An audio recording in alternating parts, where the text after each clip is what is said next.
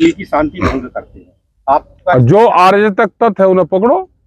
हमने कहा कि हमारे आंदोलन में कोई खुरापात करने वाला, आगजनी करने वाला, किसी को गाली गलौज करने वाला, न्यूसेंस करने वाला आदमी हमें चाहिए ही नहीं। और जो अराजक है उसे पकड़ो। कौन है भाई? सरकार से बड़ा अराजकता कोई फैला रहा जो हारे हुए कैंडिडेट को जीत का सर्टिफिकेट देती है, तो उनसे बड़ा कोई है?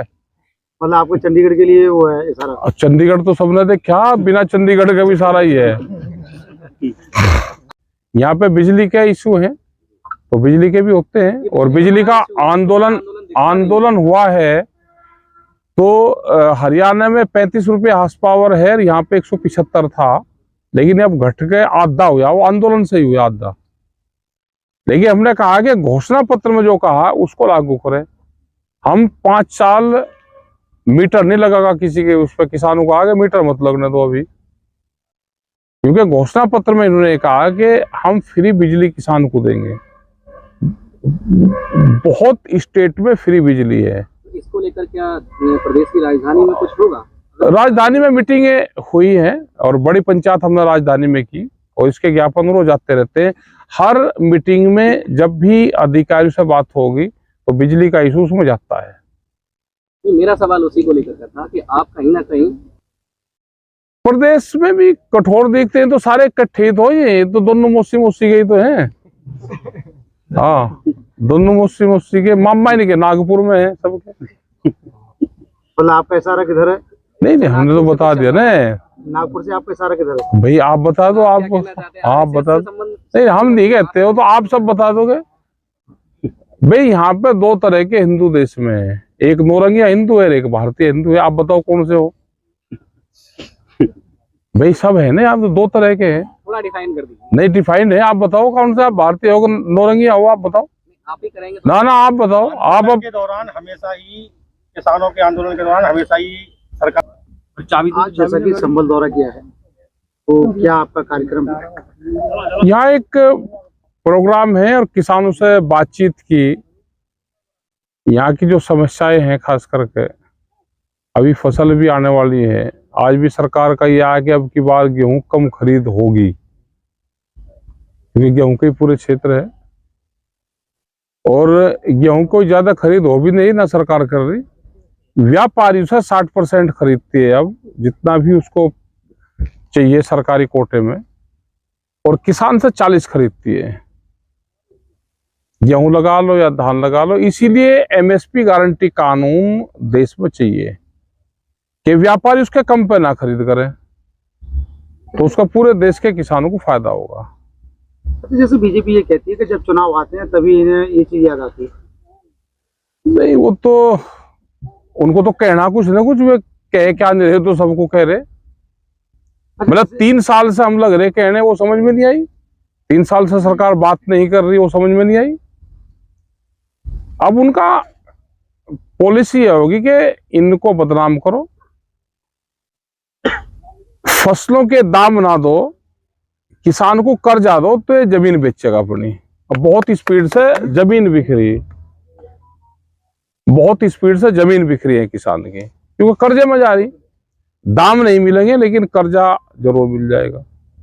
आप जमीन का सौदा रात को करो, रात को बिक जाएगी आपकी, और फसल आप दिन में बेचना चाहो तो दिन में नहीं बिकती।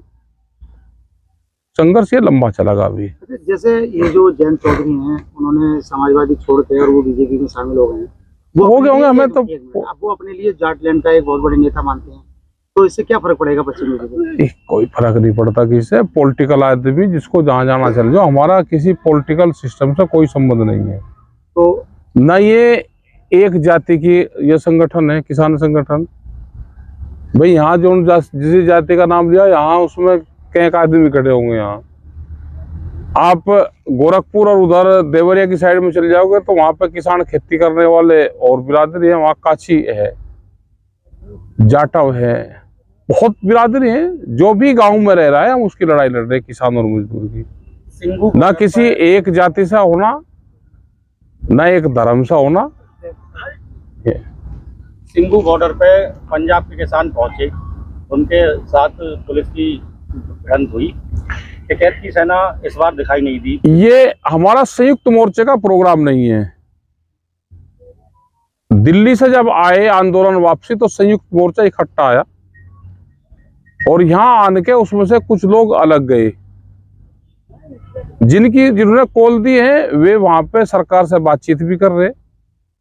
हमने 6 मेंबरी एक कमेटी बनाई है संयुक्त मोर्चे ने कि जो तालमेल कमेटी है कि उनसे बातचीत और तालमेल करें। अभी अगर कॉमन प्रोग्राम होगा तो सब लोग जाएंगे। जैसे बीजेपी की सरकार है नीचे भी और ऊपर भी, तो वो जब आपकी इच्छा अनुसार किसानों को भला नहीं कर रही है तब आप आगामी चुनाव में क्या फर्क डालेंगे? चुनाव में तो कोई भी नहीं फर्क डाल रहे। हमारा चुनाव से संबंध नहीं है।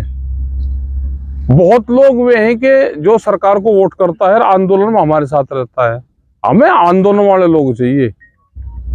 तो सर बिना फायदे वाली सरकार को सपोर्ट करेंगे और इधर नहीं हमें नहीं पता कि कौन कहाँ देगा। आंदोलन में हमारे साथ रहो। वो जिसका 10 साल पुराना ट्रैक्टर टूटेगा वो सरकार को भी वोट करेगा लेकिन आंदोलन में हमारे साथ रहेगा और लड़ाई आगे होकर लड़ता है। वो ये कहता है कि मैं आंदोलन में आपके साथ हूँ, वहां पे मेरी वोट है मैं कहीं दूं। तो हमने वोट वाला सिस्टम छोड़ दिया। जिसको ठीक लगता हो आंदोलन में आ जाओ। जिसको ये लगता है कि नहीं सरकार बहुत बढ़िया काम करी तो जनरेटर पंपिंग सेट, फिर सरकार के पूरे कायदे कानून मांगो, उनका बिजली का बिल पूरा दो। सरकार इस बार 1 मार्च से गेहूं खरीद कर रही है। 1 महीना पहले खरीद, अगली पिछली बार 1 अप्रैल से होती थी, इस बार 1 मार्च से हो रही है। इस पर क्या कहना है? मार्च में कहाँ गेहूं आ जाएगा? तो जिन्होंने घोषणा की है उन्हें पता होगी। नहीं भाई, अगर आदमी डिस्टर्ब बैठे वहां पे भाई मार्च में कहाँ आ जाएगा।